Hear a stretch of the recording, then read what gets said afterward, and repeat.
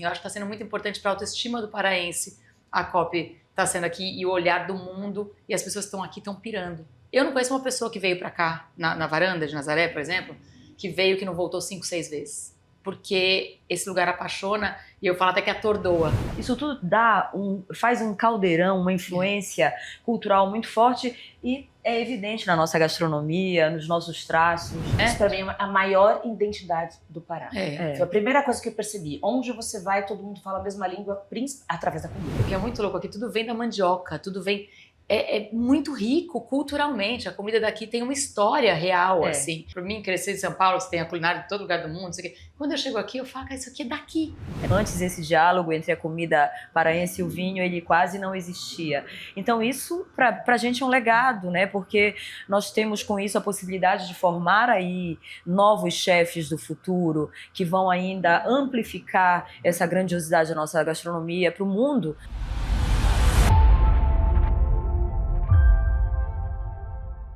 E bem-vindos ao mais um bate-papo, que a gente vai falar de floresta, sustentabilidade. Gente, o tema é muito bacana, só que agora, mais uma vez, com duas mulheres, e duas mulheres muito especiais. Começa pela Dona Mari, que já é minha amiga já há uma vida. Faz um tempo. Empreendedora, já. Comunicadora, apresentadora e uma pessoa ícone quando a gente fala. Mas né? Mariana Belém, eu preciso falar mais alguma coisa? A gente conhece tantos carnavais que é realmente... Tantos círios. Tantos círios, tantas... Nossa, olha, a gente nem filho tinha nessa época, então é um privilégio estar aqui. E eu te agradeço, Dani, porque você virou uma voz que leva o Pará, a Amazônia para o mundo. Você leva através da CNN e das suas redes. Eu tenho muito orgulho de ser sua amiga, de falar essa pessoa que está levando é uma pessoa que eu conheço e que eu vi desbravar isso tudo e que leva com o mesmo amor que eu, que cresci aqui, levo. Então eu tenho que te agradecer. Feliz, de verdade. Eu me sinto paraense, gente. Eu falo isso para todo Deus. mundo. A gente E gosta a Ana Luna, que é sommelier. Gente, vinho combina com floresta, sim. E ela também tem uma série de experiências. Eu acho que você assim, tem uma curiosidade pelo Ver o Peso. Você tem encontros ali. Sim. E você foi um desses encontros que me traduziu o Ver o Peso e faz experiências gastronômicas incríveis. E cozinha, né? Não preciso nem falar que cozinha maravilhosamente bem. É um prazer estar aqui contigo. Eu acho o teu trabalho assim excepcional, esse olhar elegante, cultural, verdadeiro da nossa cidade. Isso faz muito bem para nossa autoestima. A gente estava precisando disso. E a tua voz, ela deu algo mais para essa redescoberta, até mesmo para quem mora aqui, né? É um momento de fazer as pazes com Belém, sabe? Vocês acham que a COP trouxe isso? Eu estava falando aqui para vocês antes, né? Eu tenho uma impressão de que o paraense finalmente está falando assim, cara, esse é meu amor pela minha terra, é porque minha terra é isso tudo mesmo. Eu acho que todo mundo se habitua muito com Belém, o que você vive aqui é muito forte, o paraensismo, como minha mãe diz, é muito forte. E você olhar que todo mundo que está vindo para cá, fica até arrepiada, tá amando tanto quanto a gente ama, né? Eu falo a gente, eu não nasci aqui, eu falei que foi um erro do destino, eu cresci aqui na Praça República era meu quintal, eu brincava ali descalço, eu cresci no Gualo, um prédio que tem ali, minha mãe saía em turnê e falava, não vou deixar com babá, 3, 6 meses sozinha, ficava com meus avós. Eu acho que tudo isso que a gente ama daqui, quando a gente vê que as pessoas estão vindo de fora, do mundo todo, estão falando, que é isso? Que estão indo pro outeiro, lá, curtir com as pessoas, você fala... Cara, que delícia. Aí eu acho que a pessoa valoriza ainda mais o amor que tem por esse lugar, assim. Eu acho que está sendo muito importante para a autoestima do paraense. A COP está sendo aqui e o olhar do mundo e as pessoas que estão aqui estão pirando. Eu não conheço uma pessoa que veio para cá, na varanda de Nazaré, por exemplo, que veio que não voltou 5, 6 vezes. Porque esse lugar apaixona e eu falo até que atordoa. A pessoa volta, fica uma semana ainda em São Paulo, assim, tentando... Processando, né? Fica meio mundiada, né? Fica tentando processar tudo que vive aqui, sabe? E eu acho que essa violência está acontecendo, essa violência emocional, uma porrada de gente que isso faz o paraense falar assim, isso aqui é a minha terra. É minha terra, né? Então, eu acho que está acontecendo isso. Eu não sei, eu estou olhando meio de fora, meio de dentro, né? Não, mas eu concordo contigo, porque eu acho que as pessoas que estão vindo e descobrindo essa Belém, né, que ficou muito tempo aí mal falada, e a nossa grandeza também cultural, nós temos um patrimônio histórico aí extenso, uma história que entrelaça a cultura europeia, mas a cultura também dos libaneses que vieram para cá, dos povos originários que nós não podemos esquecer. Isso tudo faz um caldeirão, uma influência cultural muito forte e é evidente na nossa gastronomia, nos nossos traços, né? E a colônia japonesa, e a colônia segunda japonesa, maior, acho que do exato. Brasil é aqui também. Exatamente, sem esquecer também a colônia japonesa, mas assim, eu acho que é um momento, repito, de redescoberta da gente, da nossa cultura e de fortalecer também essa cultura ainda mais, sabe? Eu acho muito interessante. E quando a Mari fala minha mãe, gente, nada menos que Fafá de Belém, né?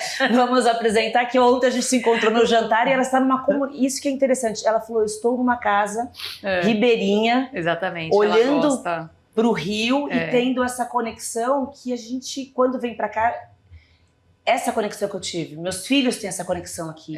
Que olha e fala, mãe, a gente está na Amazônia. E Belém respira isso. A gastronomia fala disso. A comida, a música. A comida que é o tucupi, tudo isso é indígena. Não é assim... o que é muito louco aqui, tudo vem da mandioca, tudo vem... É muito rico culturalmente. A comida daqui tem uma história real, assim. Então, assim, acho que para mim, crescer em São Paulo, você tem a culinária de todo lugar do mundo, quando eu chego aqui, eu falo, cara, isso aqui é daqui. É daqui, são essas pessoas, né? O meu avô já comia, meu bisavô, o pai da minha avó, que era realmente uma pessoa indígena mesmo, da pele, que a gente fala, da pele vermelha, e a gente continua comendo essas coisas, e isso tem uma história, não se perdeu, entendeu? E quando você vem no Sírio pra cá, que a gente fala da casa da pessoa mais humilde até a casa da pessoa mais rica, você tem exatamente as mesmas pessoas, as mesmas coisas na mesa. O que muda é o talher, é a louça, é o que se bebe. A decoração que se bebe. Agora, a comida é a mesma. Então isso é muito forte, né? Isso pra mim é a maior identidade do Pará. Foi a primeira coisa que eu percebi. Onde você vai, todo mundo fala a mesma língua, através da comida. Exatamente. Essa gastronomia. E agora a gente está mostrando isso para quem vem de fora, né? Então, assim, eu tenho recebido na minha casa, no meu projeto A Casa da Luna, que é dentro da Feira do Açaí, vários estrangeiros nesse período de COP30, e tem sido muito, assim, é incrível. Eu digo sempre que eu quero gravar a reação dessas pessoas quando elas provam, sei lá, o jambu, ou uma cachaça de jambu, ou mesmo o tucupi, né? Então, aí você começa a falar dos subprodutos da mandioca, e aí você apresenta um prato que tem várias texturas, e eles dizem, meu Deus, é tudo isso, sabe? Então, é excepcional isso pra gente que cozinha, que trabalha com eventos, com bebida, você tentar ainda evidenciar mais esse lado. Porque eu acho que a gente também está ganhando eles pela barriga, sabe? Assim, tipo, a gente está envolvendo essas pessoas por esse lado lúdico que a nossa gastronomia tem, sensorial, que você passa no Ver o Peso, tem um corredor sensorial incrível, né? E aí já fui lá fazer minhas compras com a dona Cheirosinha, Beth Cheirosinha, já fui lá pegar meus banhos de cheiro, minhas coisas todas para proteger. Eu tenho. Mas é isso, a gente tem que ter. Com certeza. E pra quem tá solteiro tem que ter o atrativo do amor, tem que ter o óleo da bolsa. Assim, é muito rico quando você entra ali, você ouve essas mulheres falando. Primeiro que é um estado matriarcal, né? Potências femininas, assim, você tá toda hora rodeado de mulheres que mandam mesmo. E aí você chega lá e você escuta uma Beth Cheirosinha, você escuta a força e a paixão com a qual elas falam daquilo, né? Tanto da medicina. A propriedade. A propriedade, e você fica lá aprendendo. Tem gente que acha que... chega lá, nossa, mas é tão engraçado. É engraçado também. Mas quando você para ouvir a sabedoria desse povo, a gente tem muita sorte de estar aqui. É tanta memória, né, dessas pessoas, porque elas aprenderam através da oralidade de mães, avós, são terceira, quarta geração. Então, assim, é muita história junta, né? Mas também é muita vivência. São mulheres fortes, como você falou, e que falam do amor assim de forma muito aberta, né? E que te dão várias receitas, mas que às vezes são engraçadas. Mas se você for perceber, sabe, é tão simples, né, a gente viver a vida e amar de forma às vezes mais leve, como elas dizem, que a gente precisa viver isso, né? É incrível ver o peso. Eu acho que a vida aqui em Belém parece mais, eu acho que a palavra é essa, é livre, né? Você vê as meninas que vêm da escola, elas estão frescas, vamos dizer assim. Eu acho que tem uma liberdade, até no que se fala, na dança, cultural aqui Como em a Belém, gente que é ri, muito... Carimbó, né? Carimbó. Que é Carimbó é uma maravilhoso. dança que você dança só, mas você dança com outro. Quer dizer, você pode dançar, você não tem um par, mas você vai lá e você dança. Ontem eu tô acabada, gente, eu tô com uma dor aqui no meu quadril, porque ontem eu me acabei, tá tendo show todo dia aqui na Casa Brasil, e ontem a gente se acabou. Aí por isso que eu perdi o jantar, inclusive, que eu dormi, que eu estava exausta. Mas tudo é muito livre, tudo tem uma sensualidade, mas uma sensualidade sem qualquer vulgaridade, porque é uma coisa do boto mesmo, da sereia, sabe? Então aqui Ela tem história. Tem uma ancestralidade, assim, muito forte aqui. Eu sou muito apaixonada por essa terra. Mari, você que tem sido... você é anfitriã aqui da Casa Brasil, o que você... Porque a gente fala de Belém, a gente fala do Pará, a gente tá falando de Amazônia. Uhum. Né? O que você tem percebido da Amazônia do futuro?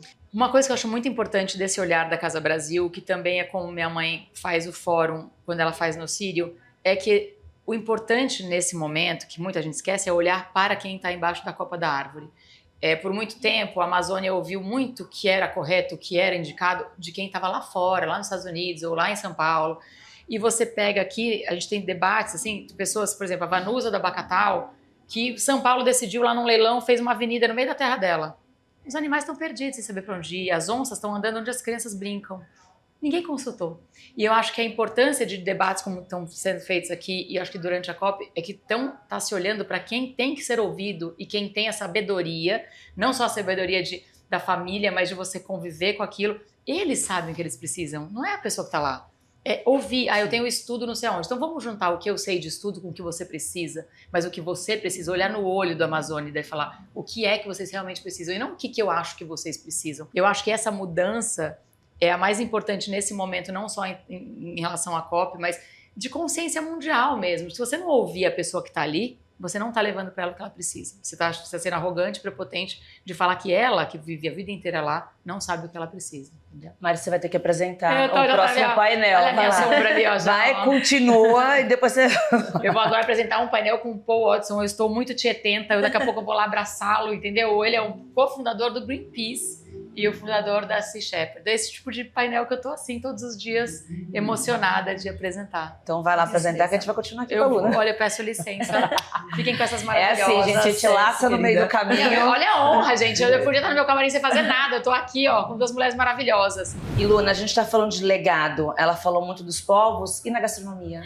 Eu acho que tem um movimento incrível, muito novo na gastronomia paraense, que é claro, passou a fase da curiosidade. Agora também nós estamos com um nível muito mais alto, pessoas jovens, mulheres também que estão assim despontando com técnica, com conhecimento. Eu acho que é um momento de transformação. Esse é um dos legados da COP. Então, uma exigência maior de um público que talvez que vem de fora, mais exigente. Eu vejo no meu caso específico como sommelier. Nas mesas na Europa é normal você ter sempre vinhos, né? Então aqui a gente não tinha muito esse encontro entre o vinho e a nossa gastronomia. Eu já faço isso há muitos anos, desde que eu voltei da Itália, mas assim, eu vejo que até mesmo os chefes, eles têm essa preocupação agora. Antes esse diálogo entre a comida paraense e o vinho, ele quase não existia. Então isso pra gente é um legado, né? Porque nós temos com isso a possibilidade de formar aí novos chefes do futuro, que vão ainda amplificar essa grandiosidade da nossa gastronomia para o mundo, né? Então o tucupi, ele vai ser o quê? Ele vai ser um ingrediente que vai ser incrível, né, no futuro. O jambu, enfim, o nosso território, ele é muito rico, ele é muito diversificado. A farinha. E então, a partir do momento que você tem técnica, que você sabe e entende o que você pode fazer com o insumo, você pode ir muito, muito, muito além, sabe? Isso é muito interessante. Que você falou dos chefes, dessa evolução. Tem acontecido um movimento muito feliz de bioeconomia. Sim. E trazendo cada vez mais, dando valor para a cadeia produtiva de pequenos produtores para a gastronomia. Os chefes são grandes responsáveis por esse movimento também. Esse é um movimento necessário, né? Porque a partir do momento que nós temos todos esses ingredientes, imagine, um estado como o nosso só tem 4 indicações geográficas, é muito pouco para tudo aquilo que nós temos, né? De insumos aí para mandar para o mundo. Então eu acho que esse movimento de aproximar do pequeno produtor, o grande chefe reforça ainda mais todo para ambos os lados, né? Reforça um e outro. Eu acho importantíssimo também a gente dar nome a essas pessoas, sabe, que estão ali e que estão, sabe, Dani, um dado importante, essas pessoas entendem muito do ambiente onde elas vivem. E quando você conversa com um pequeno produtor ou um ostreicultor, no meu projeto Vinho Nômade, eu viajo muito pelo interior do Pará, eu sempre pergunto, o que você notou nesses anos de mudança no clima? O que isso impactou em você? E aí eles são unânimes, mudou muito. Esse Entendeu? projeto conta um pouquinho pra gente, porque ele é muito interessante. Você passa por ilhas, por vilas, mercados, pela floresta, Isso. falando de vinho.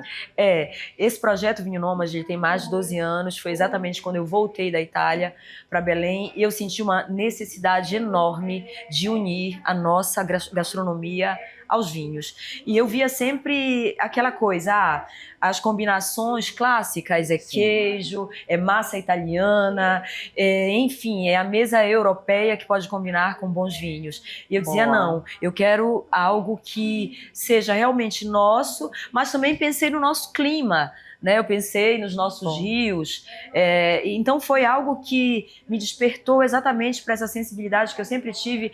Eu tive uma infância super feliz, porque os meus pais são do interior e eles sempre levavam a gente para ter contato com o mato, com a floresta, com os animais. Então isso para mim, no meu trabalho, com certeza, mesmo como sommelier, mesmo tendo essa vivência europeia que foi muito importante, que na minha trajetória, eu nunca esqueci de onde eu vim, entendeu? Então eu acho que isso faz a gente também ser grande, né? Você talvez referência, né? Referência, pé no chão. São coisas que vão além, né? Que elas estão dentro da gente, né? Então você pode comer um grande queijo francês, você pode comer na Itália, é incrível, eu adoro a comida italiana também, mas você está ali sempre pensando nessas referências que nós temos na nossa gastronomia. Então, esse projeto ele nasceu exatamente disso. Eu queria valorizar muito mais, eu queria amplificar essa potência, né, que essa gastronomia em algo que pudesse combinar com os vinhos. E eu lembro muito bem da primeira edição que eu fiz do Vinho Nômade, que foi no Cumbuí, que não era ainda tão conhecido como é agora. Os meus clientes me diziam, mas como a gente vai tomar vinho no calor, sabe? Porque até então era isso, tipo vinho, ar-condicionado, todo mundo tomando muito vinho tinto, muito vinho pesado, alcoólico. E eu disse, não, vocês vão ver que nós vamos transformar aí essas referências em algo que tem muito a ver com a gente. E assim foi. E para quem não conhece a Ilha do Cumbu, é uma das 40 ilhas que tem aqui no entorno de Belém. É muito pertinho, fica 10, 15 minutos. Tem cooperativa ali enorme de cacau, muito turismo, vários restaurantes. Agora tem pousadas. Eu fiquei feliz. Muito feliz com a transformação de Cumbu, porque é um destino incrível, é lindo. Isso. Você tá ali um pouco ali mais na frente, você chega no furo. É incrível. E é um lugar belíssimo e dá essa sensação real de floresta, porque é a floresta. E tão próximo da cidade, né? Porque assim, em 15 minutos você entra realmente num paraíso. Eu desejo, assim, o meu desejo pro Cumbu, e eu vejo esse movimento de pessoas responsáveis que querem empreender de forma... Nena, né? Exato. Ela lidera esse movimento, né? Ela capitaneia esse movimento com muita dignidade. Ela soube transformar um produto que até então, o cacau, era algo secundário para a gente. Exportava só. Exato. E hoje você vê, ela criou, inspirou outras pessoas, inspirou principalmente mulheres, né, num movimento que ele é necessário para a nossa floresta.